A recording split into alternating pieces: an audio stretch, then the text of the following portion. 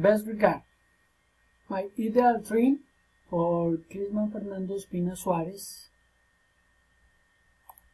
My ideal trip is the Nordic countries. I am fascinated with the cultures and the places of these countries.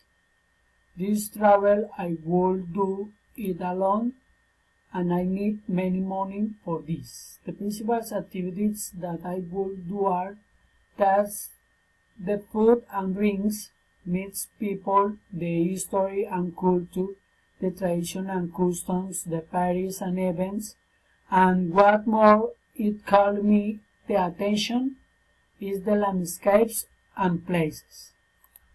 For example, in Norway, the Norwegian fires seated in the Valley of the Seven Mountains. These are amazing.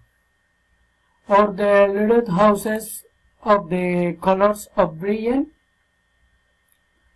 the churches, the museums, the forts, towers, castles, mountains, offers magnificent views. Thank you.